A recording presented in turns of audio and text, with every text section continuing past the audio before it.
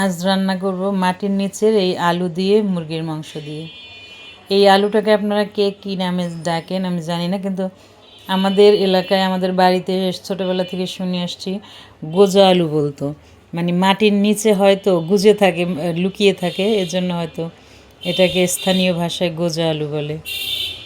তো এই গোজা আলু দিয়ে আমি আজকে মুরগির মাংস রান্না করব। দুজনার তরকারি, দুজন মানুষ খাবো। তো 2 পিস রোস্টের মুরগি আছে, এটা দেশি মুরগি।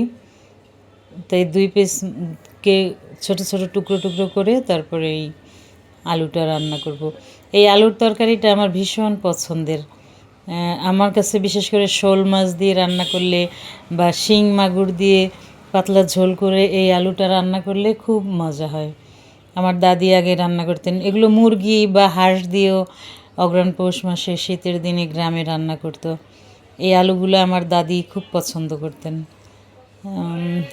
আসলে অনেক কথা বলতে গেলে অনেক কিছু মনে পড়ে, অনেক কিছু বলতে ইচ্ছে করে। যাই হোক, আজকে আর সেসব বলতে চাচ্ছি না।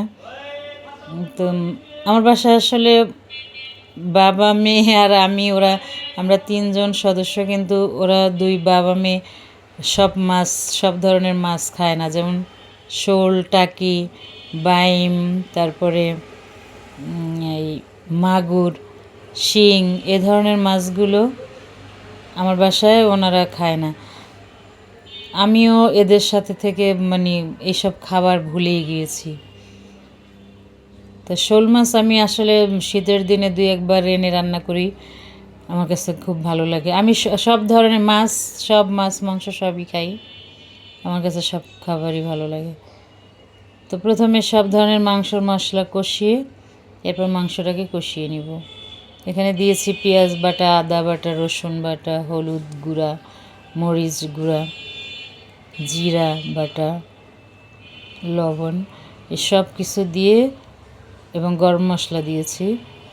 সব কিছু দিয়ে অল্প অল্প করে ভালো করে মশলা কষিয়ে তারপরে মাংস দিব। এই আলুগুলো ছোটোবেলায় আমাদের বাড়িতে দেখেছি, এটার উপরেও এরকম ছোট ছোট আলু হয়। এগুলো যারা গ্রামে থেকেছেন তারা অবশ্যই চেনেন। ওই আলুগুলো আমরা চুলায় মানে পোড়া দিতাম, তারপরে খেতাম। ওই আলুর পোড়াগুলো খেতেও ভালো লাগতো। ওগুলো দিয়েও তরকারি রান্না করা যায়।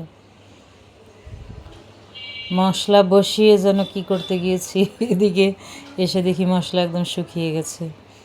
যাই হোক, মাংসটা দিয়ে দিলাম। এখন মাংস একটু কষিয়ে পানি দিয়ে আবার একটু ভালো করে কষাতে হবে, কারণ আলু আমি প্রথমেই সিদ্ধ করে পানি ফেলে দিয়েছি। আমরা সবসময় আলু সিদ্ধ করে পানি ফেলে দিই। এই দেখতে পাচ্ছেন সিদ্ধ করা আলু। এখন আলু দিয়ে মাংসের সাথে কিছুক্ষণ নেড়ে চেড়ে তারপরে গরম পানি দিয়ে দিব। এই আলুর তরকারিটা এই শীতের দিন আসলে আমি মাঝে মাঝেই রান্না করি। আমার কাছে এগুলো চিংড়ি মাছ দিয়েও ভালো লাগে, বা যে কোনো তাজা মাছ দিয়ে, বা হাঁস মুরগির মাংস দিয়েও ভালো লাগে। শোল টাকি মাছ দিয়েও বেশ মজা হয়। আজকে আমার এই তরকারিটা দিয়ে আমি অনেকগুলো ভাত খেয়েছি, আমার খুব পছন্দ, খুব মজা হয়েছে তরকারিটা। আজকে এই সিজনে, আজকে এবছর এই প্রথম খেলাম এই আলুটা।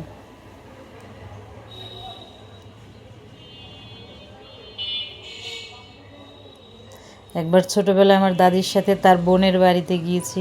আমার দাদির সাথে আমি সব জায়গায়, দাদি যেখানে যেখানে যেতেন আমিও যেতাম। তো আমার ওই দাদিও মাটির নিচে এই আলুটা রেখে দিয়েছে তার বোনের জন্য, মানে আমার দাদির জন্য। পরে আমরা যাওয়ার পরে উনি বড় একটা মোরগ দিয়ে অনেকগুলো আলু মাটির নিচ থেকে উঠিয়ে রান্না করেছেন, অনেক মজা লেগেছে। আমার রান্না শেষ, সবাই ভালো থাকুন।